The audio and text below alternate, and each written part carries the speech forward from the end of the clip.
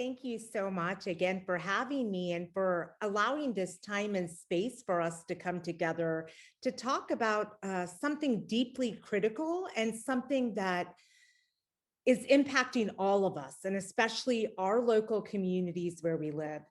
So today we're going to really dive into looking at child poverty and homelessness and the importance of us coming back together. Again, the story I shared earlier today about community, the unity in community, working together to really forge needed social change and to advance social justice. So again, there are lots of images that exist in our world to give us visual frameworks. And none of the images are perfect, but they do work very well to start to get us to imagine and have needed conversations. For so long throughout history, in the justice world even, we tended to focus on this idea of equality, that everybody deserves the same thing. And that absolutely is true. Equality is this goal, social equality, if you will. But what we know now is that we have to have equity in order to have equality. And so equity is this idea or this understanding that we are cognizant that not everybody in life is starting at the same start line, that we all have different experiences, different challenges, different oppressions and privileges. And to acknowledge that is very important if we are trying to really advance justice and make sure that we are really pushing social equality forward in a real way. And so these are also some more images for us to contemplate this morning. Again, not perfect images, but again, images nonetheless that get us thinking, right? Equality, giving everybody the same thing, but knowing that does not always still make things fair. Equity, saying that we're going to give different individuals and communities different things based on the oppressions, the systemic oppression in our world. And if you're really, really progressive, you're on the side of liberation, you may say, tear the whole damn fence down, right? So we have these kinds of different ideas. And then in the bottom, equality, again, giving everybody the same thing. Equity, giving folks different things so everyone can participate and have full agency and potential and reality. What we are seeing, especially in the US, is extremely significant growing disparities and gaps, especially when we talk about economics. We are starting to see some of the widest disparities that are continuing to grow. And for so many, largely children and youth, we are seeing it's not even starting on level ground, right? It's really in trenches. And there is so much work that has to be done. And when we talk about this at its core, this is about human rights, fundamental human rights. It is about dignity. It is about love. It is about empathy, all of these things that are so direly needed in our world. So a little while back, the DeLand Museum of Art here in DeLand actually had Renato Rampolla, a photography artist that comes out of Tampa that does a lot of street art. They had an exhibit from Rampolla. And the artist, has this kind of quotation that says, "The fact that I ask a homeless person's name is a big deal. Dignity is the last thing to go. They lose their family, their possessions, but they try to hold on to their self-respect no matter their position in life. Once they lose that, they just give up." And so this is just this kind of insight into, as Rampolla has done this art, he's taken the time to really get to know people on the streets.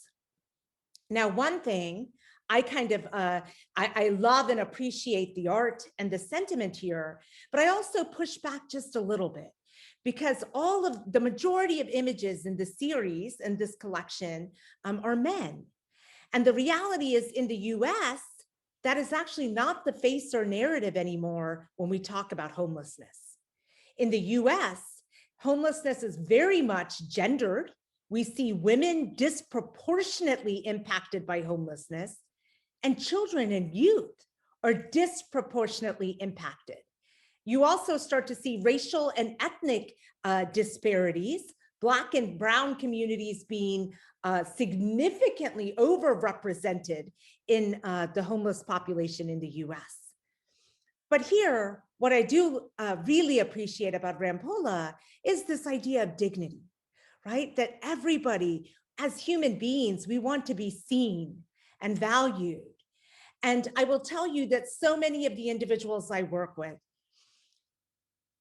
that are in homeless situations will often say, even more than physical and material things, although so very, very critical and needed, the first thing that they desire is to be seen as human. They wish that as folks, walked by on the street, instead of just flinging money, someone would say, "Hi, how are you?" That human conversation, looking them in the eye, again, our shared humanity being such a big part of when we talk about dignity, remembering that shared humanity. And so in the United States, we have to recognize that right now, we are seeing historically high numbers of children and youth experiencing homelessness and living in poverty. And in fact, in extreme poverty that is far below the federal poverty line. All of the numbers that we see, when we start to see data and numbers, what I can tell you, I'm the vice president for the National Coalition for the Homeless. We are sifting through data every day, but we're also on the ground doing this work. And even when we see really, really heartbreaking numbers and statistics such as this right here on this slide, the reality is those numbers are often understated because we don't have a perfect way to do counts. And in fact, one of the things that the National Coalition for the Homeless at the national level is really pushing to change is even the point in time count. So if you know about the PIT, the point in time count, one of the ways we collect numbers is every January, communities go out with volunteers to actually capture, right, to see how many individuals are living in homelessness. Historically, traditionally, this has been done in January, which logically does not make sense. It is one of the coldest times of the year. So many individuals in rural communities, individuals on tribal lands are not captured at all in the numbers that we see. The other way we get numbers is through our shelters. We have a severe lack of shelters, emergency shelters across the United States. Just like we have a severe lack of affordable housing. And of course, even shelters, when we talk about shelters, right, the goal should be to move people into permanent housing. The goal is not keeping individuals in a shelter. It is to help to make sure that, again, housing being a human right, that individuals have access to housing and safe shelter. Again, even when we talk about shelters, we have a severe lack of family shelters. So if a mother goes to a shelter with 2 children, even myself, if I go and show up with my son and daughter, it is very likely my son will be pulled into the men's shelter. My daughter and I will be put into the women's shelter. What happens for many children is this adds and perpetuates to trauma. There's also many barriers in place. So even as we talk about children experiencing homelessness, many times folks will say, well, we have homeless liaisons now in school districts. While this is true, the reality is for many, many families, individuals with children, especially single mothers, there is deep, deep fear to ever come and open up because there's fear of the state taking your kids away. Now, there are times where if a child is in an extremely abusive situation, they need to be taken away and protected, absolutely. But there are so many times where there is not the economic resources, but there is absolutely the love, and family pulling and breaking family apart actually perpetuates trauma and violence. And so this is all very, very complex in some ways, right? And you see here, this is an older statistic, but I bring this up for a certain point here.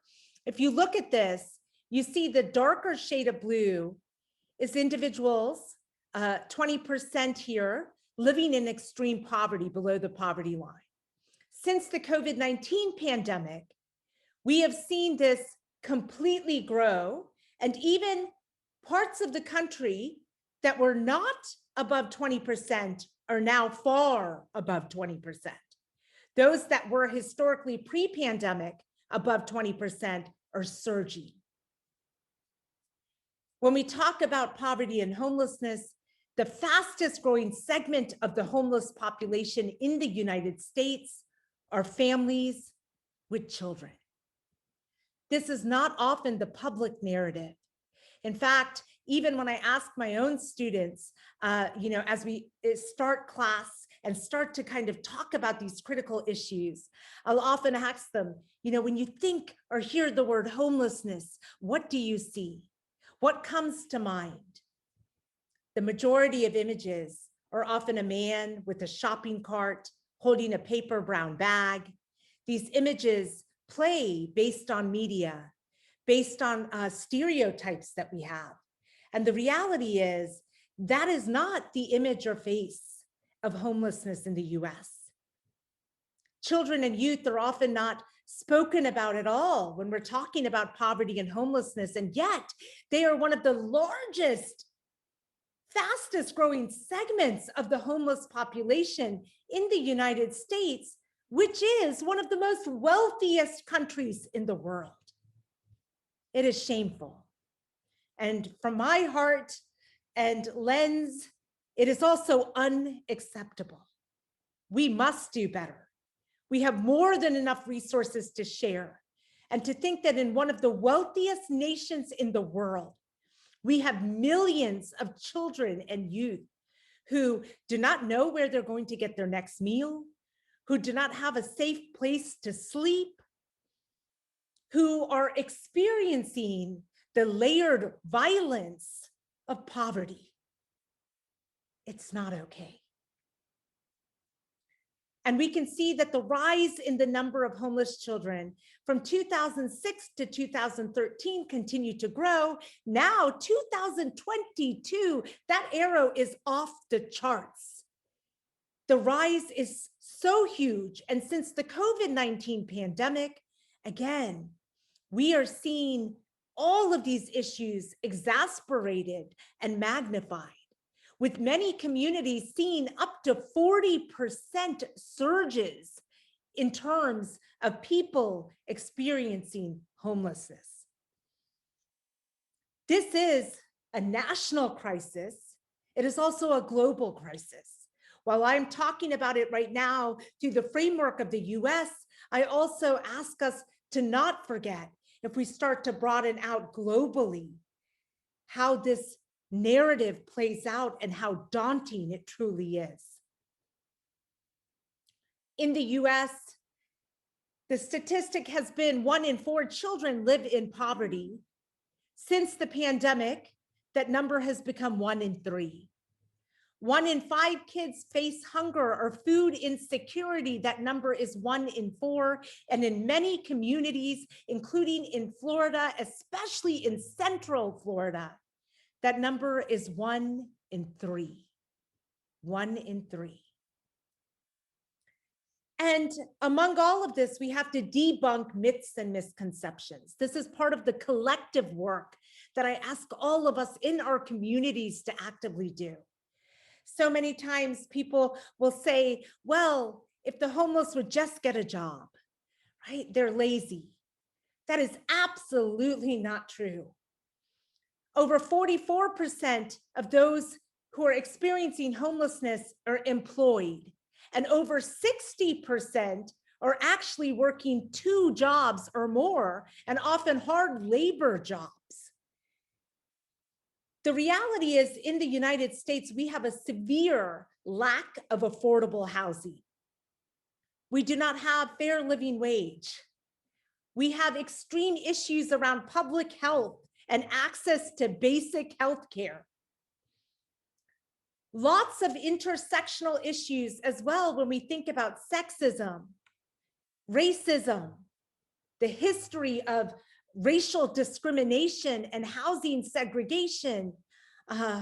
Economic injustice runs deep. In fact, a book I would recommend, if you haven't read, is Isabel Wilkerson's book, Caste, The Origin of Our Discontents. Isabel Wilkerson, the book is called Caste. And Wilkerson actually does a great job talking about the caste system, what she describes as a caste system in the United States. That for, many times we've talked about caste in terms of India or Nazi Germany, but not really applied that lens in the US. And yet there's been a racial hierarchy that has existed here and continues to exist and leads to many intersectional, deep human rights violations, including poverty and homelessness. And then also we have to stop the criminalization of homelessness. So we've had a national campaign for quite some time, housing, not handcuffs, right? Housing, not handcuffs. So many of our brothers and sisters and fellow human beings are given citations, arrested for sleeping on park benches or, urinating in the woods and being caught. But here's the thing, we all have physical bodily needs. If we don't have places to go, that is very hard. We all are looking at night for a place to sleep. Everybody deserves to have somewhere to sleep. Housing is a human right. The Universal Declaration of Human Rights was established in 1948. And here we are in 2022 with millions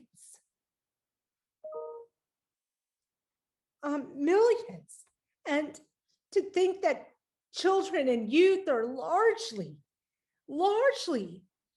represented, overrepresented, it is heartbreaking.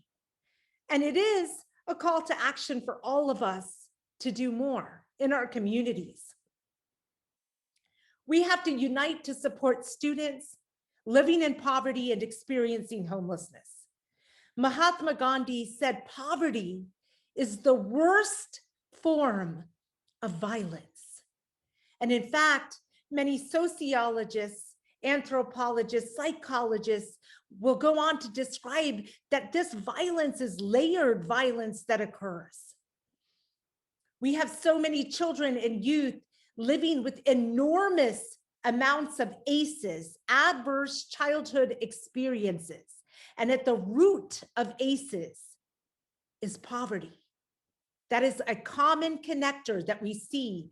And connected to poverty is trauma, layers of trauma.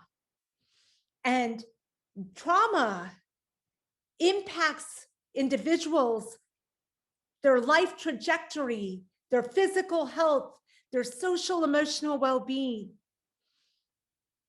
We need to make sure that we are preventing trauma. We are offering spaces of healing. We are working to dismantle oppressive systems that perpetuate poverty and homelessness. Nelson Mandela reminds us so wisely that overcoming poverty is not a task of charity.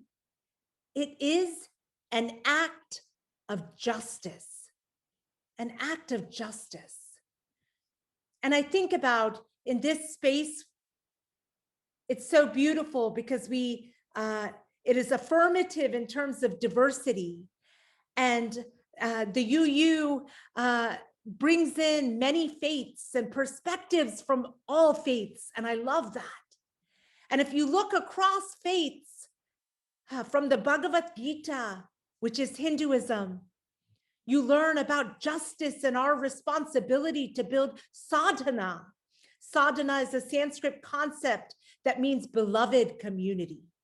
Beloved community that Dr. King would go on to talk about so eloquently, that many civil rights activists would challenge us all to build. And at its root of beloved community is economic justice, racial justice, gender justice, sexuality justice, justice that is love in action.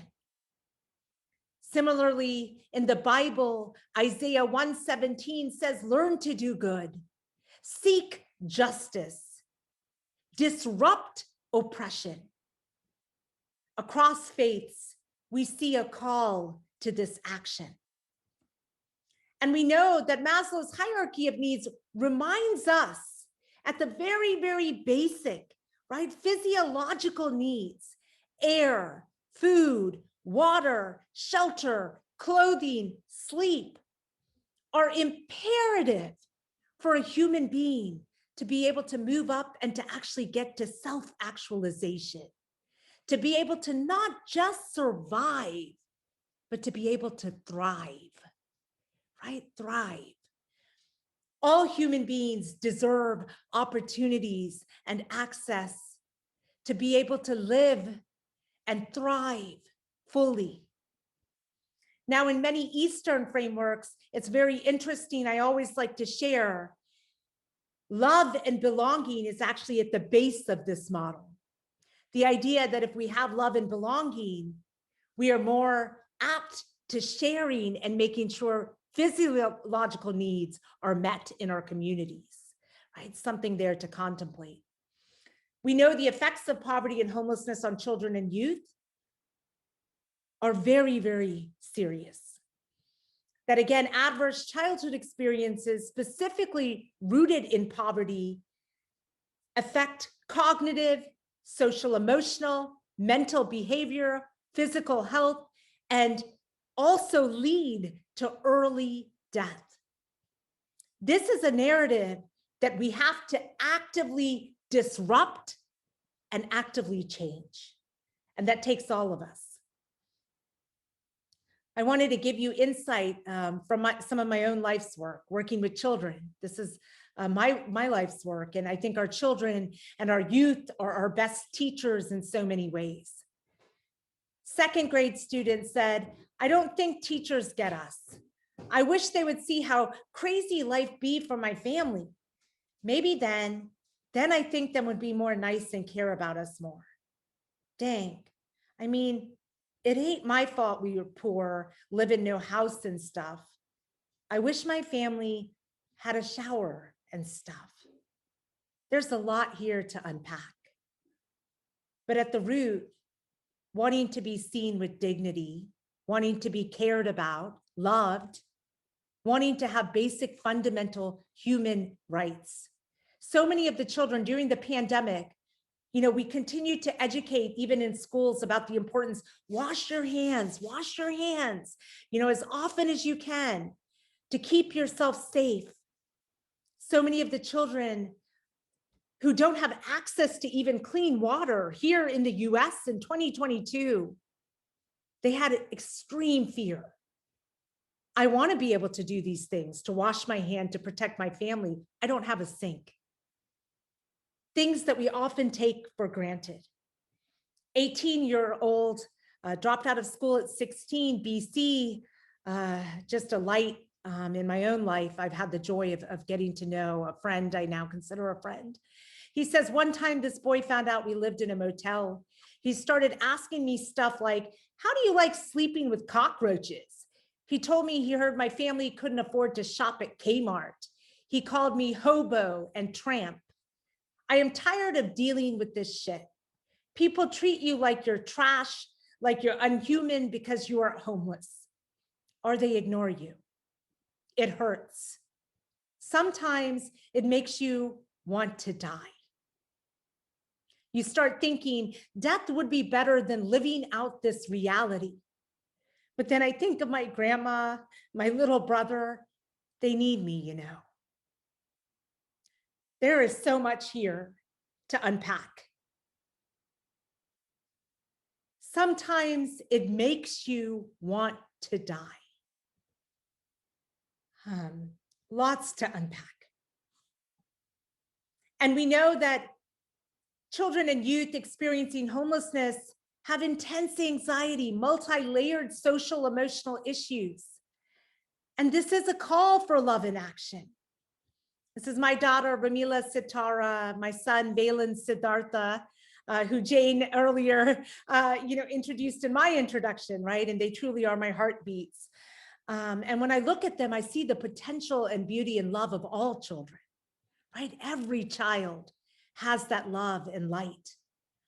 And so my daughter, one of her favorite quotations is Malala Yousafzai, and Malala says, "Let us remember one book, one pen, one child, one teacher can change the world."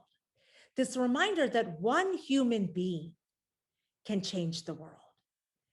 And of course, I love that you opened today's service with Margaret Mead. My son actually picked this as his quotation to share with everyone today. "Never doubt that a small group of committed people can change the world. Indeed, it is the only thing that ever has." We are the people. We are the people to do this important work, to make sure that we love more, share more, to make sure that we seek justice actively. My son is wearing a shirt that he actually designed for the neighborhood center, a while back, and he helped raise thousands of dollars for the neighborhood center. I was so proud of him, right? But all of us, I love that. Thank you, Angela. I love that, right? All of us can do something. And of course, our goal is always justice. So earlier we looked at equality and equity, right? But here's the thing, we need to move towards justice. And justice calls on us to look deeper, to say, what can we do systemically and structurally to change systems to make sure that outcomes are fair, are equal, right? And this is, really kind of a powerful graphic. Because again, when you see this equality picture here on the bottom, you see, this idea that we're trying to shift where everybody starts. Equity says, we're giving the ladder. Everybody can now get an apple. But justice says, we're going to fix the system. If this tree is bent like this, we're going to make sure that it is equal. So everybody has access to fruit. How beautiful. So I just wanted to share with you, there's a Sanskrit concept, Aika Karmya, and it's a beautiful concept that means unity of action, unity of action. And I call on all of us to do that, to take unity of action in whatever way that may look like. I love earlier today, you actually shared all of the ways that your own congregation gives and serves in our community. I just want to share too, I see my mom has put in the chat box a beautiful acronym for Mosaic that she made up. My mom is quite creative, creativity being one of the things that I think has sustained us in racism, economic hardship, all of these traumas, right? Creativity has always been this kind of clutch for us. She says Mosaic, mindfulness, open-mindedness, sympathy, action, inclusiveness, and compassion. I love that. I love that. Well, this is a book I wrote called Tuluminous. It is a collection of poetry. And if you like poetry, I encourage you to check it out. But the beautiful part about this is it is my attempt at artivism. I use art for activism. And so all of the proceeds from this book actually go back to projects that help youth in homelessness. I have mentoring projects, a poverty and homelessness conference that we do at Stetson University. In fact, it will be virtual this year, and you are all invited to join. One of my own alumni, if you want to see a beautiful story of hope, you can put my name and even put Autumn, AUTUMN, into Google. CBS has done a story on this, beautiful story, right? She graduated from Stetson, and it's an example of how community came together to really help change the narrative in one child's life. we have a lot of work to do. In this book, I talk about water is the whole opening, and water being this healing force, but also this force that's shaken lives in so many ways. But I have a poem in here also called Poetry Pleads. All of the poems are around social justice and really our shared humanity. So today I leave all of us with a call to action, and that action begins with us. It is a call to action for love and liberation and human rights. Marian Wright Edelman, Children's Defense founder, says the question is not whether we can afford to invest in every child, it is whether we can afford not to. And Anne Frank reminds us how wonderful it is that nobody need wait a single moment before starting to improve the world. And Nelson Mandela reminds us that children are our greatest treasure. They are our future. So what can we do? There are so many things we can do. One thing I tell individuals, every public school has something called a School Advisory Council, SAC. The School Advisory Council in a public school is built to invite the public to give feedback, to give support, and yet it is so heartbreaking. I go to SACs all around the nation, but especially in the state of Florida, especially in Central Florida, and we have a severe lack of civic engagement. Show up at your SAC. Teachers who are working also to pour themselves to support children and youth with high traumas also need support. Right? Those who are serving and doing this hard work. This is hard work and heart work. So get involved if you're able, right? Financially contribute when you can. I see you all are doing that already. I love that. Gather resources and share. We have pantries. In fact, even at Stetson, we have several students who are couch surfing and experiencing homelessness. We have a Hatter pantry now on campus. We keep it stocked. And especially during COVID-19, we have seen increased use where students are facing real financial hardship.